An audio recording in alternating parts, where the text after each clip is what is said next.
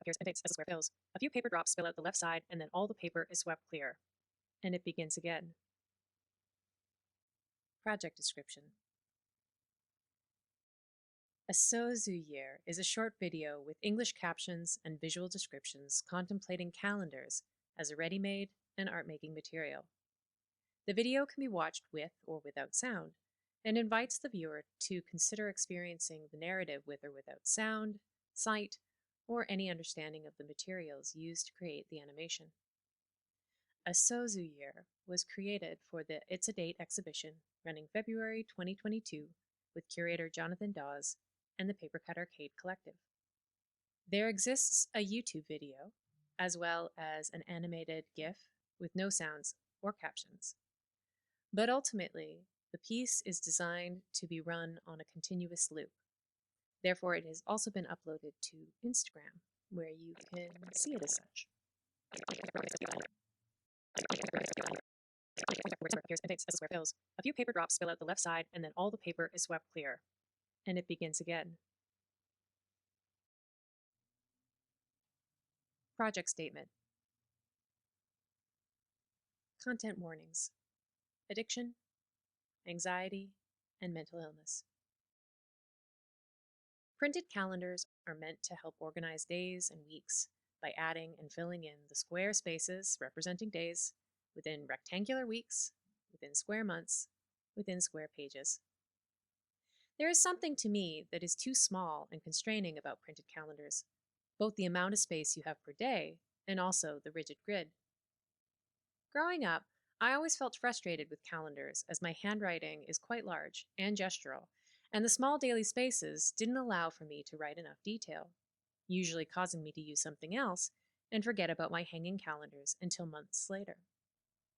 Rejecting the layout as not being a fit for me, I reduced the calendar to pieces and shapes, which allowed me to better visualize what my months or days actually look like, a shifting net rather than a rigid square.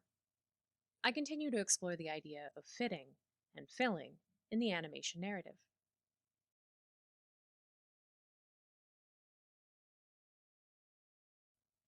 It is important to me to create projects with multiple points of entry.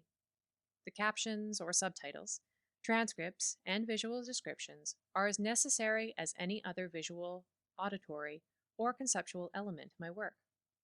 I wanted to approach this project using accessibility tools as a fluid part of my creative toolkit, rather than something that was added at the end to accommodate people.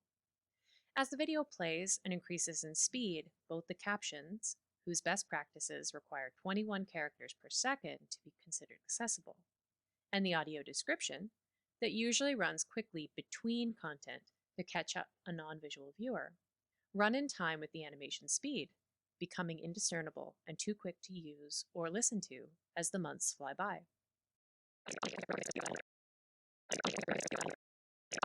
Appears and fades as the square fills. A few paper drops spill out the left side, and then all the paper is swept clear.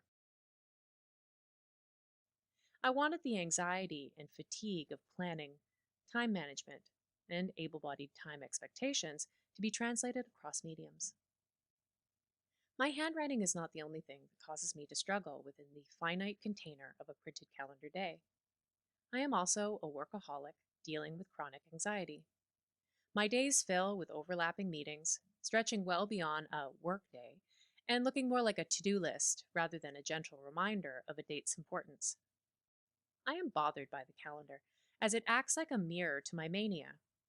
It shows me that I, myself, am a barrier to wellness, refusing to schedule one thing at a time, neatly contained within a day, and with white spaces around the edges, itself implying time for breaks and rest. The thought of only scheduling one or two things in a day causes me some stress. Wait, no, actually, it goes deeper than that. It feels like a lie. I have tried taking breaks or leaving days open for rest, only to find that I will schedule and fill up days that are empty. I have such a relationship with my digital calendar that it feels like it lays on top of my life. It tells me where to go, what I'm doing next, what I need to get ready for, something a physical calendar can't do, and if it could, it would only show the messy, dysfunctional, and unbalanced way I move through a week.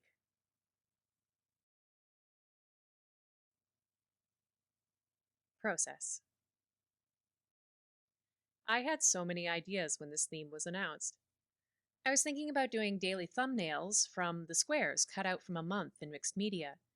This would have been tightly connected to my ongoing practice in October's to create a mixed media work daily, but with the challenge of working extremely small.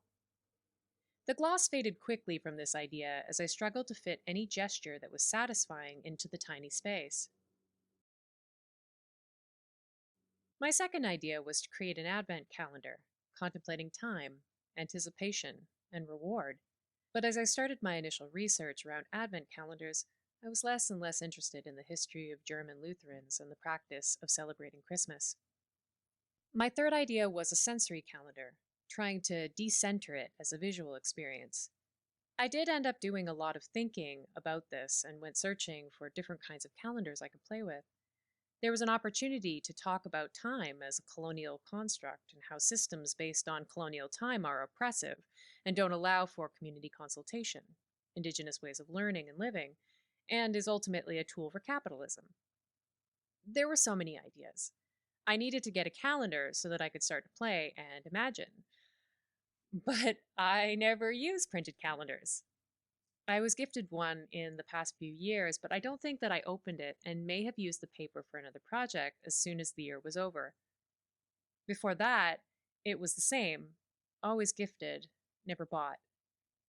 I received a calendar for use from our curator and collective member Jon, who had a few to spare. A gifted calendar, to me, is a little like buying someone a jar of horseradish. It will keep for the full year, even if you don't open it, and as a garnish, you can choose how or how much you use of it. Someone can gift it if it's unopened and if there's still time left before it expires. But as soon as you open it and write in it, or to keep the metaphor going, take a scoop out of it, you're stuck with it until the year is up. Ideas around gifting, receiving items that don't really work or fit for you, my huge handwriting, the discomfort around containing that which can barely be contained. These ideas stuck with me through the month, and was what I ultimately followed to produce a sōzu year. Ripping up the pieces of the calendar into smaller pieces, no longer able to hold any writing or text, was the most satisfying thing I did to my calendar, and ultimately decided how I would use the materials in this piece. Curators Question. I had to look up sōzu before I connected it to a type of Japanese water fountain that I had seen before. Can you explain the significance of the title of your piece? A sōzu is a type of water fountain used in Japanese gardens. It consists of a segmented tube, usually of bamboo, pivoted to one side of its balance point. At rest, its heavier end is down and resting against a rock. A trickle of water into the upper end of the tube accumulates and eventually moves the tube's center of gravity past the pivot, causing the tube to rotate and dump out the water. The heavier end then falls back against the rock, making a sharp sound, and the cycle repeats. By Gunnar Kerwin, published November 22, 2019, from the article Listening to Japanese Gardens, an autoethnographic study on the soundscape action design tool.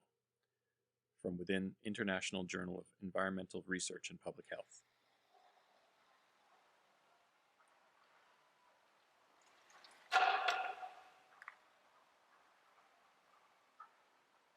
My piece is about filling up, emptying, and then repeating it all over again.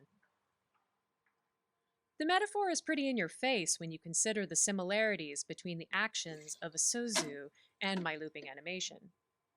While they are not designed to speed up or slow down, the speed at which the water flows through the fountain can affect the pivot of the bamboo.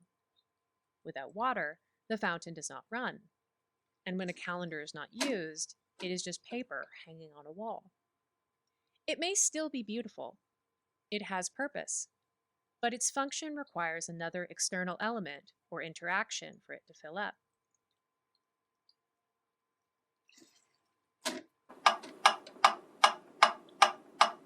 I see both as a kind of metronome. A calendar portions out potential available time, vast and open. It tries to contain the possibilities of the future before it happens, and does so by chopping it into equal portions. Days like quarter notes, weeks, a phrase of many moving moments, and months like a piece of sheet music, the staves and a double bar line ending the piece 28, 30, or 31 bars later. A new song begins once you turn the page. A sōzu will fill and empty within a minute or so, repeating its cycle as long as water flows, marking each rotation with a loud clack. A sōzu ソーズ is a shishi odoshi, 獅子脅し which loosely translates to scare deer or scare boar. It's a device originally intended to frighten away animals, similar to a scarecrow, which in Japanese is referred to as a akashi. かかし Sōzu, the word, has become interchangeable with shishi odoshi, even as its function within a Japanese garden is usually described, in English, as a way to break up the silence or add audible texture to the garden. I also liked how both a calendar and simple fountain have remained in use during these modern, tech-heavy times. In contemplating them both, I wonder which will survive, if one will outlive the other. Final thoughts and a note about appropriation. I named this project using a Japanese word that had been borrowed from English to refer to these fountains. They are sold in North American gardening and landscape shops and have made their way into many backyard gardens I visited growing up. However, I also acknowledge that English and the Western world are quick to take and appropriate whenever it suits them, and as a white colonist, having grown up and thrived on stolen land, it is important that I title my piece and present my piece respectfully, naming that I am not Japanese, nor do I speak the language. My understanding of the sōzu and Japanese gardens is shallow, and if I was ever to show this work outside of the collective, more research would be necessary.